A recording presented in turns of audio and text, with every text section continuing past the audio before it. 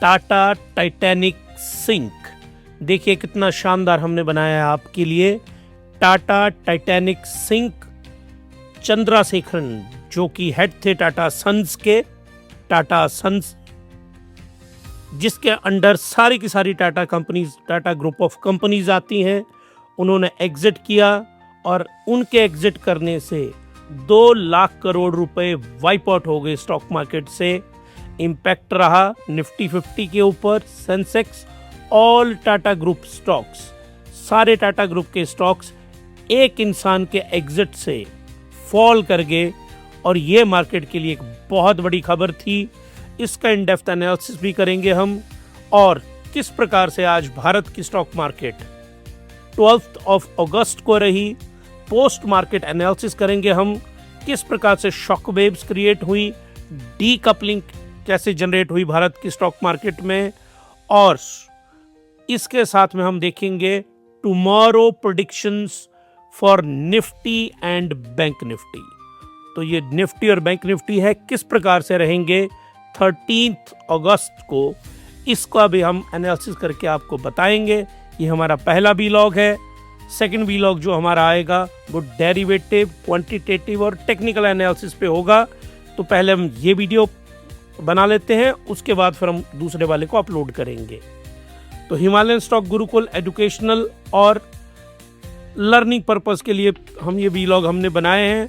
कोई रिकमेंडेशन नहीं है बाई और सेल की, उसके लिए आप अपने जो आपके फाइनेंशियल एडवाइजर है उनको पूछिएगा।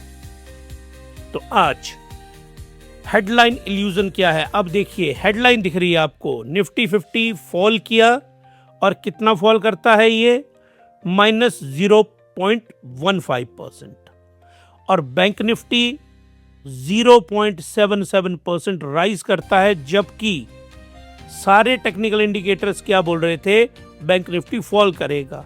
अगर आप हमारा पिछले कल का व्लॉग भी देखेंगे तो उसमें हमने बियर सेटअप बनाया था और हमने बनाया था डाटा के ऊपर, लेकिन आज बैंक निफ्टी ने उल्टा किया उस डाटा के, रादर देन इसने राइज किया। इंडिया विक्स वेरी मिस्टीरियसली, जब निफ्टी फॉल किया तो इंडिया विक्स को तो राइज करना चाहिए, लेकिन वॉलेटिलिटी भी फॉल कर रही है। तो बड़ी एक विचित्र सी स्थिति, स्ट्रेंज सी पोजीशन भारत की स्टॉक मार्केट में बनी है।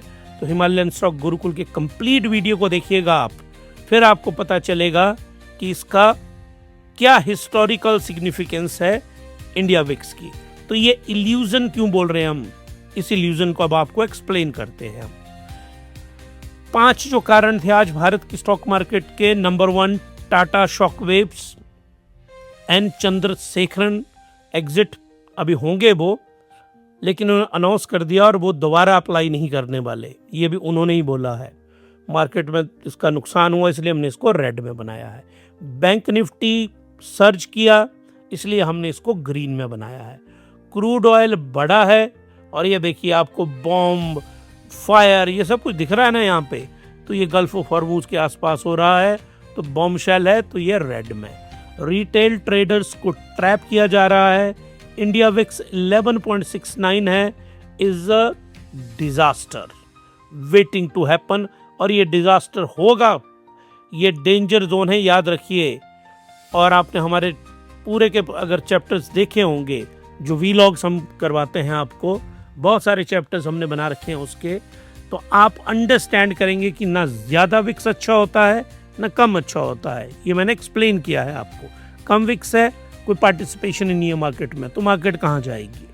लॉगरिथमिक गामा ट्रैप, ये मैं आगे आपको बताऊंगा। स्टॉक मार्केट में हेजिंग हुई है, और 2 ही लेवल मार्केट के जो हमारी हेज फंड की प्लेबुक है उसमें 24,200 और 24,600, बस इसके बीच में 400 पॉइंट में ही निफ्टी 50 चलेगा, ये हमें प्राइम ऑफिसाई दिख रहा है। तो ये बेसिक फैक्टर्स रहे, इनको अब डिग डाउन करते हैं हम। मार्केट में एडवांसेस जो थे वो 1281 के रहे, और जो डिक्लाइंस थे वो 1764।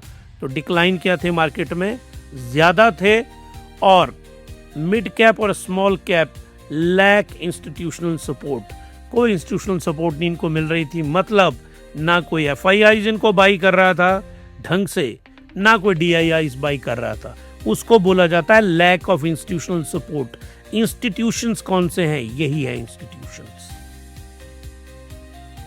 अगर आप लोगों को ये वीलॉग हमारा पसंद आ रहा है तो हिमालयन स्टॉक गुरुकुल को सब्सक्राइब करिए, लाइक करिए, शेयर करिए और बेल आइकन को ज़रूर दबाइए ताकि हमारी हर एक पोस्ट, हर एक वीडियो, उसकी नोटिफिकेशन आपको मिल पाए। सबसे बड़ा शॉक वेव आया है TCS के अंदर। अब आपको पूछना चाहिए अपने आप से भी और मुझसे भी कि TCS ही क्यों फॉल किया। तो ये मान लो 100 है ना टाटा ग्रुप, इस 100 का 85% है TCS। इस 100 का 85% है। तो अगर आप सोचिए 1,00,000 करोड़ रुपए का नुकसान हुआ तो उसमें से 85,000 करोड़ रुपए का नुकसान अकेला किसमें हुआ होगा? TCS में। इसीलिए TCS ब्रेक हुआ।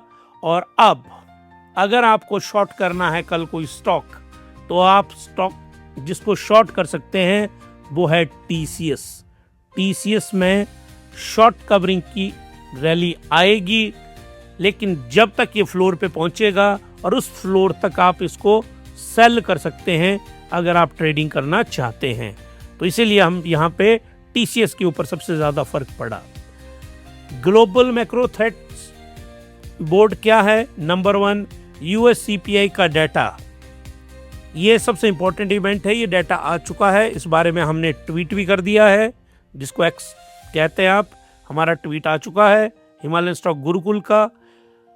चाइना की जो प्रॉपर्टी है उसमें डिस्ट्रेस आई और डिसइन्फ्लेशन होने वाली है वहाँ पे, और ये मार्केट के लिए बहुत नेगेटिव खबर है, क्योंकि अगर चाइना की प्रॉपर्टी मार्केट नीचे को जाएगी तो पूरी दुनिया की मार्केट नीचे को जाएगी, याद रखिए। और मिडल ईस्ट में काइनेटिक रिस्क है। और अभी अभी जैसे हमने ये वीलॉग बनाना शुरू किया, न्यूज़ फ्लैश हुई कि ट्रंप साहब कुछ प्रवचन दे रहे थे। अब इस वीलॉग के बाद उनके प्रवचन सुने जाएंगे, और उनके प्रवचन अच्छे तो होते नहीं है, तो आपको पता है। और अगर अच्छे भी हों तो जो इंसान ही मुकर जाता हो, झूठा हो, उसके प्रवचनों का क्या करना आपने? या तो वो हो ना किस इंसान का स्टैंड हो, जैसे महात्मा गांधी थे, वो बोलते थे कुछ तो उसका स्टैंड रखते थे। भगत सिंह थे, जिन्होंने बोला वही किया। लेकिन डोनाल्ड जे ट्रंप दुनिया का सबसे फ्रॉड इंसान, अभी कुछ और बोलेगा, आधे घंटे में भूल जाएगा खुद क्या बोलेंगे। तो he is not a worth, but you love him, you hate him, you love him, you hate him, but you can't ignore him. ये लाइन किसी ने नहीं बनाई है, ये लाइन डोनाल्ड जे ट्रंप के लिए हिमालयन स्टॉक गुरुकुल ने बनाई है कि you love him, you hate him, but you can't ignore him. तो आपको इनको सुनना तो पड़ेगा ही। तो वो काइनेटिक रिस्क जो है बना हुआ है, और वो नेगेटिव साइड में, रेड में बता देता हूँ आपको, नेगेटिव साइड में ज़्यादा है। अब US का CPI का जो डाटा है वो डाटा हमारे पास पहुँच चुका है, और मैंने इस डाटा की आपको ये सामने आपके स्लाइड हमने तैयार कर दी है। देखिए, ईयर ऑन ईयर जुलाई, इसका सीधा सा मतलब है, आपने इसमें कंफ्यूज नहीं होना है, इसका सीधा मतलब है जुलाई, ईयर ऑन ईयर का मतलब क्या हुआ? जुलाई 2025 और अब आ गया जुलाई 2026, इसके बीच में। तो 2025 में था 3.5% और अब कितना आया? 3.4%। तो कंपैरिजन में घटा है 0.1%। तो ये मार्केट के लिए पॉजिटिव है। और आपका जो निफ्टी है कल अगर 24,800 को टच कर जाए इंट्राडे में, तो हमें कोई भी शॉक, मतलब क्या होगा, इसको झटका नहीं लगेगा, क्योंकि ये पॉजिटिव डाटा आया है। CPI month on month, July month on month comparison करेंगे तो -0.4 था, 0.1 आया, इट इज़ गुड, इसको अच्छा माना गया, इसलिए ग्रीन में। Core CPI month on month 0.0 था, 0.2, इसको पॉजिटिव माना गया। Core CPI year on year जुलाई की, याद रखिए मंथ ऑन मंथ है और ये ईयर ऑन ईयर है, तो ये 2.6 थी, 2.5 है। तो ये सारे रेड में बनाए हैं, देखो आप, ये था प्रीवियस डाटा और ये आया डाटा अभी। तो इसके कंपैरिजन में डाटा अच्छा आया है। तो जो डाटा है सीपीआई का, इन्फ्लेशन कंज्यूमर प्राइस इंडेक्स, जिससे इन्फ्लेशन जुड़ती है, वो डाटा बहुत अच्छा आया है और ये एक अच्छी खबर है। अब आज सुबह ग्लोबल स्टॉक मार्केट्स कैसी रही? स्टैंडर्ड एंड पुअर्स फॉल किया 0.18%, निकेई -0.17, तो निफ्टी ने भी इनके बिल्कुल सुर में सुर मिलाया और -0.15%। तो ग्लोबल जो सीन था ये वो यही सीपीआई डाटा देख रहा था। और अभी जो स्टॉक मार्केट है, यूएस की स्टॉक मार्केट है, उसको अभी हम देखेंगे कि यूएस की स्टॉक मार्केट अभी पॉजिटिव में चली है और ये यूएस की स्टॉक मार्केट अच्छी ही आएगी। स्मार्ट मनी इज फ्रोज हो चुका है। क्यों? क्योंकि एफआईआई प्लस में रहे पर कितना 258 करोड़, इसको बोलते हैं ऊंट के मुंह में जीरा। डीआईआई इन्होंने भी बाई किया। लैक ऑफ कन्विक्शन है, मार्केट कहीं नहीं जा रही है। कल मार्केट जो है ऊपर को जाएगी। अब सीपीआई डाटा अच्छा आ चुका है। तो यहाँ पे मैं आपको बहुत क्लियरली बता दूं, कंज्यूमर प्राइस इंडेक्स जिससे तय होती है इन्फ्लेशन, तो ये यूएस मार्केट में आया है पॉजिटिव। यूएस मार्केट में आया है पॉजिटिव और ये अच्छा है इमर्जिंग मार्केट के लिए। और इमर्जिंग मार्केट में का लीडर एक तो चाइना है और दूसरे नंबर के ऊपर है इंडिया। और इंडिया में कितना कैपिटल का शेयर है? 12 से 15%। तो अगर डाटा लोग इन्वेस्टर आएंगे, इन्वेस्टर के डाटा में से 12 से 15% भारत में इन्वेस्ट होगा, भारतीय स्टॉक मार्केट में इन्वेस्ट होगा। तो ये एक पॉजिटिव न्यूज़ है स्टॉक मार्केट के लिए। अब क्रूड ऑयल अप्रोक्सीमेटली $90 पर बैरल पे जा चुकी है। इसका सीधा इम्पैक्ट है करंट अकाउंट, हमारा डेफिसिट बढ़ता है। हर एक $10 के लिए हमारा करंट अकाउंट डेफिसिट 0.45% प्लस चला जाता है। और अगर करंट अकाउंट डेफिसिट भारत सरकार का बढ़ जाए तो जो हमारे डेवलपमेंट प्रोजेक्ट हैं, हमारे शिक्षा के प्रोजेक्ट हैं, बहुत सारे प्रोजेक्ट हैं, उसके लिए पैसा बचता नहीं है। क्योंकि वो पैसा कहाँ चला जाता है? तेल की खरीदारी के में। ओएमसी मार्जिन डिक्लाइन होते हैं क्योंकि पहले कंपनीज को $80 देने थे, ऑयल मार्केटिंग कंपनीज को अब कितने देने पड़ेंगे? 90। तो उनको ज़्यादा पैसे देने पड़ेंगे तो उनका मार्जिन डिस्ट्रक्ट होगा और इम्पोर्टेड इन्फ्लेशन होगी भारत में। ये भारत के लिए क्रूड ऑयल हमेशा नेगेटिव है। लॉगरिथमिक गामा ट्रैप जो है वो बन चुका है किसके अंदर? निफ्टी 50 में। ये जो आपके सामने आपको दिख रही है डायग्राम, इसको हम लेके आए हैं फिबोनाची लेवल से, वो भी मैं आपको बताऊंगा। डीलर्स ने रैली को सेल कर रखा है 24,600 पे, ये हमें डेरिवेटिव डाटा से पता चला है। और पुट बेस जो है वो बाय द डिप हो रखी हैं 24,200 के ऊपर। तो जैसे मार्केट यहाँ पे गिरेगी ऑटोमेटिक एल्गोरिथम एक्टिव हो जाएंगे और एल्गोरिथम एक्टिव होगा वो मार्केट को बाई करेगा, तो इससे नीचे जाने नहीं देगा। अब मार्केट ऊपर को जाएगी तो यहाँ पे एल्गो एक्टिव हो जाएगा और मार्केट गिरेगी। अब ये तो बात है, ये जो डाटा अभी हमारे पास है ये डाटा है आज का 3:40, 40 बजे 3 PM तक का डाटा है बेसिकली। ये अभी बाकी स्प्रेड तो उन्होंने दिया ही नहीं है। तो 3 PM तक डाटा है, लेकिन यहां अब सीपीआई का डाटा आ गया यूएस से। तो अब क्या कर सकते हैं डीलर? इसको क्लीन करके समझाता हूं मैं आपको। अब डीलर क्या कर सकते हैं?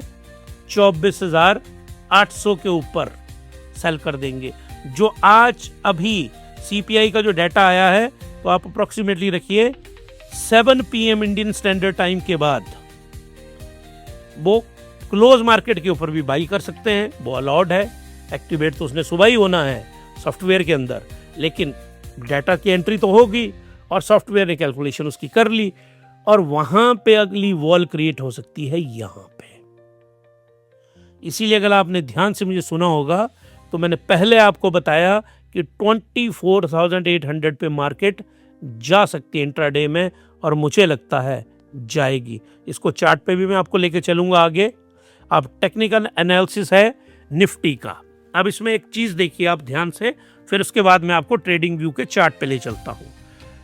RSI 54 है, सपोर्ट 24,200 पे है, रेजिस्टेंस 24,600 पे है।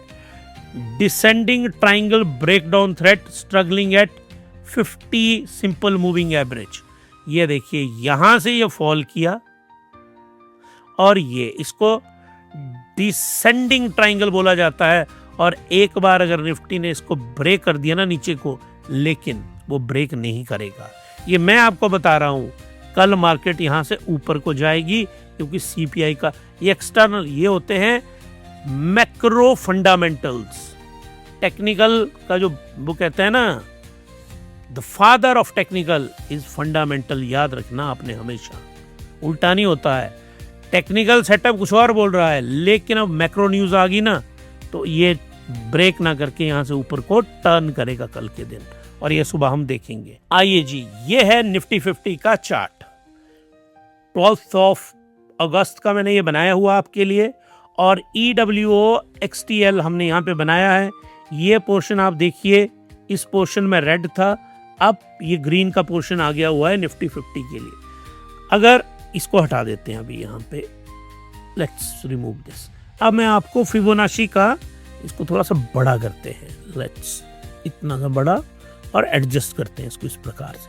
अब देखिए आप, आज मार्केट ने यहां पे टच किया, उसके बाद मार्केट की क्लोजिंग हुई यहां पे आके, तो अब इसका जो लेवल है 24,238, एक लेवल यहां सपोर्ट है। देखो आज भी सपोर्ट लिया इसने, हल्का सा सपोर्ट से ऊपर, तो ये फिबोनाची की लाइन है, जो ग्रीन लाइन आपको दिख रही है ये, और ये इसका रेजिस्टेंस है अभी 24,745।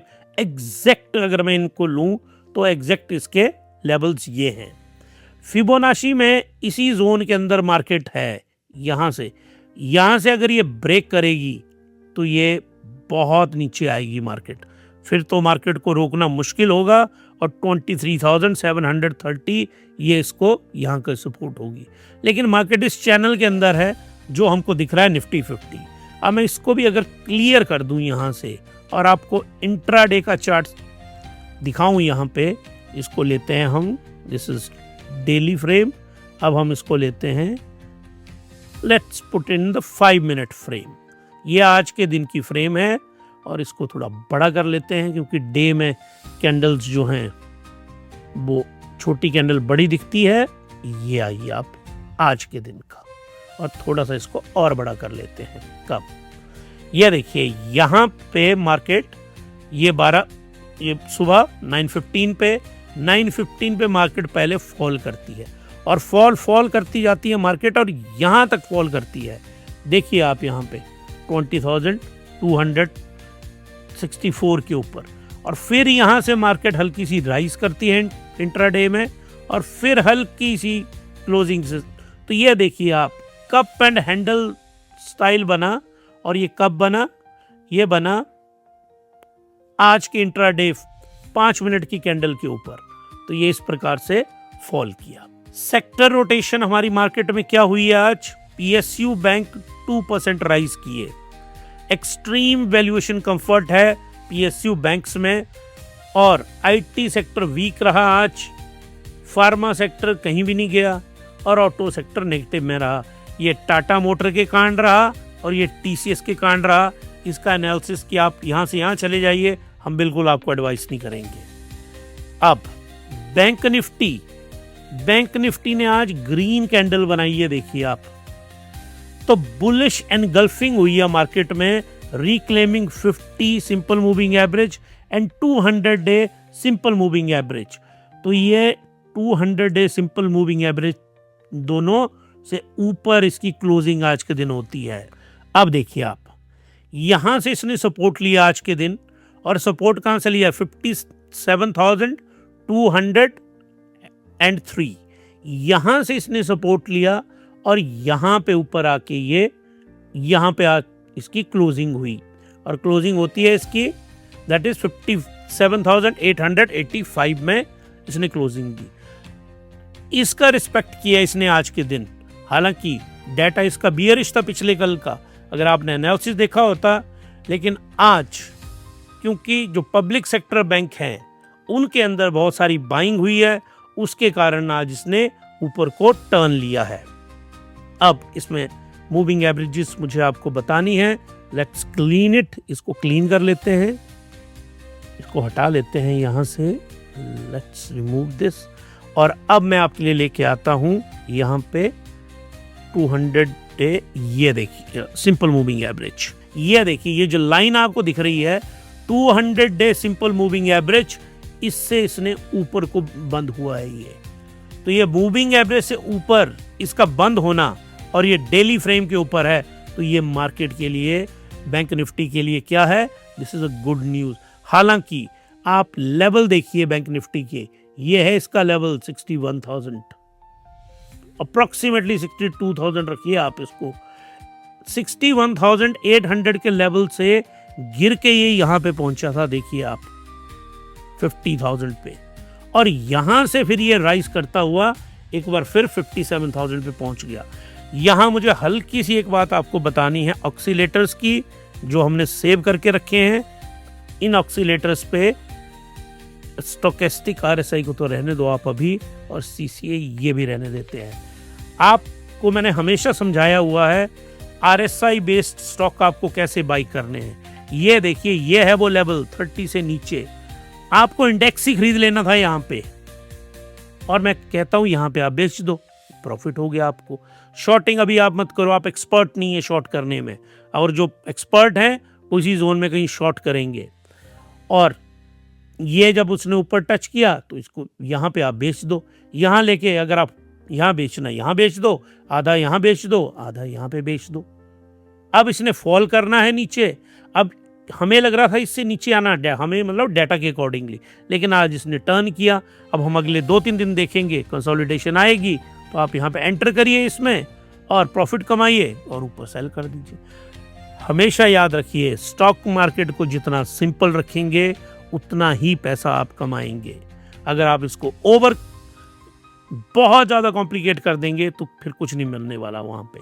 तो ये देखिए दोनों मूविंग एवरेजेस इसकी बढ़ी हैं, और इसने क्या किया है, बुलिश एनगल्फिंग। कुछ नहीं होता इसका, सिंपल सा मीनिंग होता है एनगल्फिंग का मतलब जो पिछली कैंडल है वो अगली कैंडल के अंदर समा जाए। तो अगर आप देखो इसको क्लीन करता हूं मैं और दोबारा आपको बताता हूँ। इस कैंडल का टॉप क्या है, ये इस कैंडल का ये है, तो ये कैंडल पूरी की पूरी कैंडल इस कैंडल के अंदर समा गई कि नहीं, उसको कहते हैं एनगल्फिंग। इसका इसके अंदर ऑब्जर्व हो जाना और हिंदी में कहीं तो समा जाना। तो ये इसके अंदर चली गई, और अगली कैंडल अगर रेड है तो वो क्या होगा, दैट इज बुलिश एनगल्फिंग। अगर ये कैंडल रेड होती, ये ऐसे बनी होती, ऐसे आज, तो इसको बोलना था बियरिश एनगल्फिंग।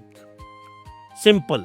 अगर ग्रीन वो है तो ये ऊपर को जाएगी, और ट्रेडर्स को ये सिग्नल देती है कि मार्केट जो है बैंक निफ्टी पॉजिटिव जा सकता है, पर हमें इस पे अभी भी संदेह है।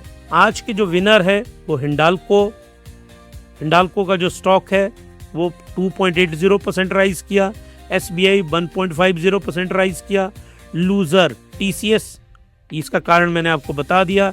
FMCG सेक्टर इसने फॉल करना ही है क्योंकि क्रूड ऑयल के दाम बढ़ रहे हैं, तो ये तो नीचे आना ही आना था।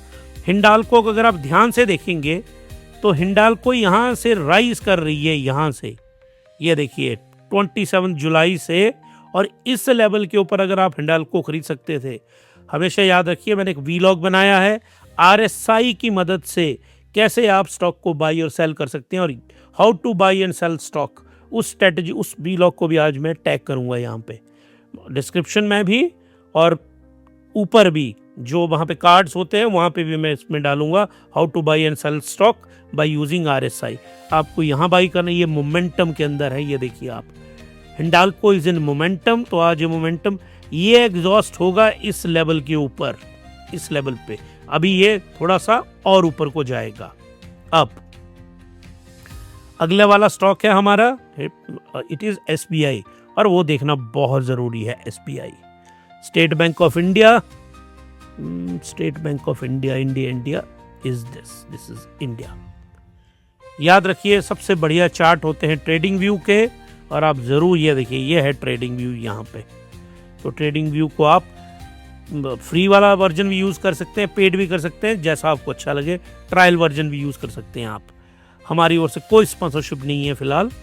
अब ये देखिए आप यहाँ पे, और 1 डे की फ्रेम है हमेशा।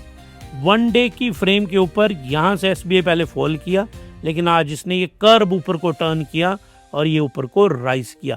हालांकि इसका जो हाई है वो बहुत ऊपर है, लेकिन ये इसने कल कंफर्म होगा, इसका मोमेंटम कल भी एसबीआई ऊपर को जाएगा तो ये बिल्कुल कंफर्म हो जाएगा। और अब लास्टली इसको क्लोज करते हैं हम टीसीएस को। अदानी इनको तो छोड़िए आप, these are not safe stock.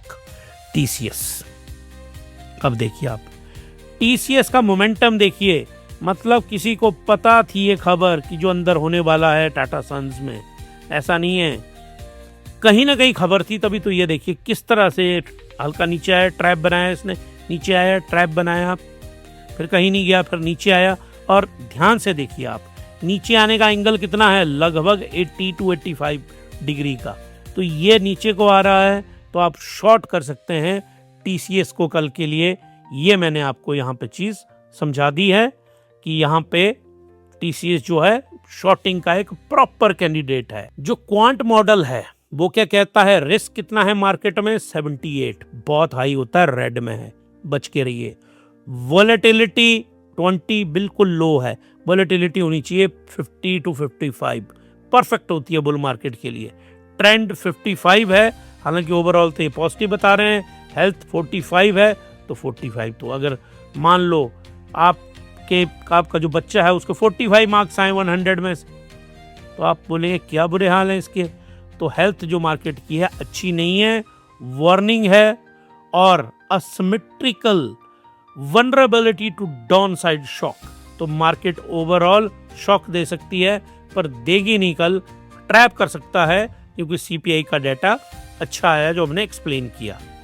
Nifty की प्राइस टू अर्निंग रेशो कितनी है, 20.87, लेकिन जो 10 ईयर बॉन्ड है इंडिया का, याद रखिए इंडिया का है ये, भारत बॉन्ड, ये कितना है, 7.03%। इसकी वैल्यूएशन से पता चलता है कि ये 4% के करीब रिटर्न देगा एनुअल, ये 7% देगा। तो पूरा दिन आप स्टॉक मार्केट में अपना सर खपाओगे, और यहाँ बैठे बिठाए आपको 7% का रिटर्न मिलेगा, तो रिस्क फ्री आप जाएंगे कि नहीं जाएंगे। और निफ्टी का भी 4% तब आएगा जब निफ्टी 50 के आप प्रॉपर उसमें लगाओगे। अगर आपने वो रिस्की स्टॉक ले लिए, स्मॉल नैनो कैप, तब तो आपका 4% से भी कम होगा रिटर्न। तो मार्केट हमेशा, जो फंड हाउस मैनेजर्स हैं वो सेफ की तरफ प्ले करते हैं, उन्होंने अपना पैसा यहाँ पे डाल रखा है। मान लो यूएस ईरान की डील कंप्लीट होगी और कोई अच्छी खबर आ गई, उस वक्त के लिए वो पैसा डिप्लॉय करते हैं, फिर वो इनको बेचेंगे बॉन्ड को और यहाँ पे पैसा लगा लेंगे। तो अभी पैसा कहाँ जा रहा है, बॉन्ड मार्केट में जा रहा है। कमोडिटी और करेंसी के क्या हाल हैं, गोल्ड देखिए क्या चमक रहा है, गोल्ड जो है आज राइज किया है, और बहुत अच्छी राइज गोल्ड के अंदर। आरएसआई इसकी ओवरबॉट जोन में अभी जा रही है, ये देखिए ध्यान से। अब आरएसआई को हटाते हैं और फिबोनाची लेवल लेते हैं इसके, 1,55,000 के ऊपर ये है, और इसका ये टारगेट है 1,60,000, ये इमीडिएट टारगेट है 1,60,000, और 1,69,000 ये इसका टारगेट है। अब ये कब पूरा होता है, सितंबर या अक्टूबर नवंबर में, क्योंकि क्या होता है भारत में रिलीजियस फंक्शंस होते हैं बहुत सारे, और बहुत सारे कल्चरल एक्टिविटीज़ होती हैं, और उसके कारण गोल्ड की जो डिमांड है बढ़ती है। तो गोल्ड आपको ख़रीदना था 1,40,000 पे, और आपको बेचना था 1,70,000 पे। 30,000 का प्रॉफिट आपको अगस्त से लेके अक्टूबर नवंबर तक कमाना था। और बहुत सिंपल तरीका है गोल्ड को हेज करने का। अगर आपको गोल्ड हेजिंग नहीं आती तो स्टॉक मार्केट में फिर किसी काम की नहीं है। स्टॉक मार्केट हेज हमेशा ही गोल्ड करेगा, लेकिन कहाँ पे करना है एक बार फिर मैं आपको लेके आता हूँ। इसको हम रहने देते हैं, अभी मैं आपको लेके आता हूँ आरएसआई मॉडल के ऊपर। ये है आरएसआई, ये देखिए, इसको हटा देते हैं हम, सीसीआई को भी हटा देते हैं। ये देखिए आरएसआई, यहाँ पे आपको बाई करना था कब? 25 जून को। चलो आप नहीं कर पाए, पहले आप यहाँ भी बाई कर सकते थे। जैसे इसने टच किया यहाँ तो 2-3 दिन रहा ये, यहाँ पे आपने बाई करना, और यहाँ पे इसका प्राइस कितना था जनाब? 1,28,000। और यहाँ पे इसको सेल करना था, और यहाँ पे प्राइस कितना था? Very simple, 1,63,000। 1,28,000 पे खरीदना था, यहाँ पे बेचना था। और ये छोड़िए शॉर्ट, ये बहुत एक्सपर्ट लोगों का काम होता है। एक बार फिर से मार्केट यहाँ पे आई थी, गोल्ड कितना है? 1,40,000, और आप चाहे 1,55 पे बेच सकते थे, 15,000 का ये प्रॉफिट। टाइम कितना था लगना था आपको? 24 जून को यहाँ आपने बाई करना था, और ये आपके पास 2-3 दिन थे, जून, जुलाई, अगस्त, मतलब आपको 1 महीने के अंदर ही इसने 15,000 रुपये पर 10 ग्राम का प्रॉफिट आपको देना था। तो इस प्रकार से गोल्ड RSI के साथ मिलके गोल्ड की बाइंग की जाती है, गोल्ड फ्यूचर्स की। अब मैं वापस लेके चलता हूं आपको सिल्वर के ऊपर। सिल्वर भी राइज किया है, silver is the next gold बोला जाता है। US dollar to Indian INR, Indian currency, वो तो गिर ही रहा है। किस दिन ये सेंचुरी बनाएगा उसका बेसब्री से इंतजार है। बहुत ही बुरे हाल है इसके। स्ट्रक्चरल रूपी वीकनेस है, स्ट्रक्चरली ही रूपी वीक है, क्योंकि डॉलर वहाँ बढ़ रहा है। Dollar index, DX by dollar index, इसको भी डाल दूंगा आज मैं, कार्ड में भी डालूंगा और डिस्क्रिप्शन में भी इस वीडियो को। ये वीक है, और क्रूड ऑयल वहाँ पे राइज हो रहा है। कैड भारत का बढ़ रहा है, भारत की इन्फ्लेशन का बहुत बुरा हाल है, ग्रोथ स्लो हो रही है। करेला और नीम चढ़ा, वो हाल है हमारी करेंसी के। ये मैंने चार्ट जो है आपके लिए गोल्ड फ्यूचर का, ये मैंने पहले एक्सप्लेन कर दिया आपको। अब आपकी ट्रेड सेटअप कल के लिए क्या होनी चाहिए? स्विंग में SBI खरीद सकते हैं आप, टारगेट होगा आपका कल जो भी जहाँ से वो खुलता है 1145। शॉर्ट बेचिए TCS को 2180, और ऑप्शंस निफ्टी स्ट्रैंगल की स्ट्रेटजी बाई करिए आप 24,600 कॉल ऑप्शन और 24,200 पुट ऑप्शंस। इसमें आप चाहे थोड़े गैप का पैसा कमाएंगे, पर आप अर्न करेंगे, आप पैसा ना गमाएंगे अगर आप स्ट्रैंगल की स्ट्रेटजी यूज करते हैं। और इसको डिटेल में समझना है तो हिमालय स्टॉक गुरुकुल के वो जो टेक्निकल एनालिसिस के हमारे वीलॉग्स हैं उनको देखिए, या हमारे एडवांस कोर्स को ज्वाइन करिए, वहाँ पे हमने ये सब कुछ डिटेल में करवा रहे हैं। लेकिन जो अभी हमें नए सुन रहे हैं, आप इतने इसी लेवल के वीलॉग बहुत है आपके लिए। अच्छा जी, पोर्टफोलियो स्ट्रेटजी आपकी क्या होनी चाहिए? कंजर्वेटिव हैं आप, थोड़े डरते हैं आप, और कंजर्वेटिव होना भी चाहिए। 40% इक्विटी में डालिए, 45% डेट, 15% गोल्ड में। अगर आप बिल्कुल कंजर्वेटिव में अपना पैसा कंजर्व करना चाहते हैं, बचाना चाहते हैं। अगर आप मॉडरेट हैं तो 55% इक्विटी में डालिए, 35% डेट में, 10% आप डालिए गोल्ड के अंदर। लेकिन आप हमारी तरह अग्रेसिव हैं, वी आर वेरी अग्रेसिव, लेकिन हम इस सब को स्टडी करने के बाद अग्रेसिव बने हैं, हवा में अग्रेसिव नहीं है हम। तो हम 75% डालते हैं इक्विटी में, बल्कि इससे भी ज़्यादा है हमारा।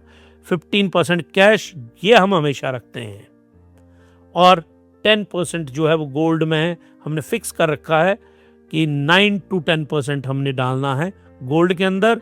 और वो बहुत, हमने 7 रुपये में ETF लिया था गोल्ड का, तो वो 28 रुपीज़ 29 रुपीज़ के आसपास मूव कर रहा है। तो 4 टाइम्स वो इंक्रीज हो चुका है। तो 4 टाइम्स हमने गोल्ड में हेजिंग अपनी कर रखी है। अब जो थ्रेट मैट्रिक्स है आपके लिए कल के लिए, नंबर 1 टाटा लीडरशिप, तो ये तो सीवियर है, ये ऊपर नेगेटिव क्वाड्रेंट में है, ये सीवियर है, खराब है। और प्रोबेबिलिटी कितनी है? प्रोबेबिलिटी कम है लेकिन सीवियर है। इतना सा मैथमेटिक्स तो आप, आई थिंक आपको आता होगा। ये 3rd स्टैंडर्ड का ग्राफ है जो आप समझते हैं, 3rd स्टैंडर्ड मैथ में आजकल। तो यहाँ पे देखिए प्रोबेबिलिटी कम है लेकिन सिवियरिटी खराब है। और ये मिडिल ईस्ट एस्केलेशन देखिए आप, प्रोबेबिलिटी भी हाई है और सिवियरिटी, उसके चांसेस भी हाई हैं और उसका इम्पैक्ट बहुत नेगेटिव है। तो ये देखिए हाई हाई, और यहाँ पे बन गया रेड। तो ये लड़ाई जो है ना बहुत खतरनाक है, इससे जरा बच के रहिएगा जनाब। इसको दोबारा मैं क्लीन करके आपको बताता हूँ। अब यूएस इन्फ्लेशन का डाटा प्रोबेबिलिटी थी कि खराब आएगा, लेकिन ये गलत प्रोबेबिलिटी थी। हुआ क्या है, ये डाटा जो है अच्छा आया है, ये डाटा बहुत अच्छा डाटा आया है यहाँ जैसे। तो ये मार्केट को कल निफ्टी 50 को काश 28,000 पे ले जाता, 24,800 पे टच करने की संभावनाएं हैं। Tomorrow predictions for Nifty and bank Nifty कल किस प्रकार से रहेगा, कल मतलब 13 अगस्त को कैसी मार्केट रहेगी वो हमने बना दिया है। बुल होगा 20% चांसेस हैं, ये यूएस के डाटा से पहले था, और ये है CPI that is consumer price index, soft CPI, soft ही आया है, और ये 24,800 पे ले जाएगा। तो आपका कल इंट्राडे का टारगेट ये हो सकता है। बेस केस थीटा डिके होगा, अगर मार्केट में कुछ भी नहीं होगा तो थीटा डिके होता है, और थीटा डिके का हमेशा इंस्टीट्यूशन को फायदा होता है, नॉर्मल रिटेल ट्रेडर्स पैसा यहाँ गवाते हैं। बियर केस 30% है, क्रूड ऑयल अगर रात को $92 पे रहा तो 24,200। कल मार्केट मैंने आपको बता दिया, ध्यान से देखिए इसको, फिर 28 पता नहीं क्यों लिख रहा हूं मैं, 24,800 ये अपर का लेवल है, और बिलो का जो लेवल है इसका 24,200 ये सपोर्ट है।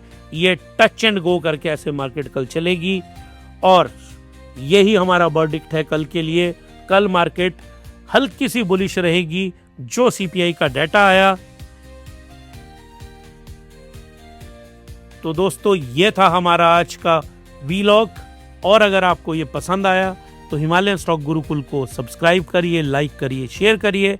अब आपसे मिलेंगे हम नेक्स्ट वीलॉग में, तब तक के लिए हैप्पी इन्वेस्टिंग।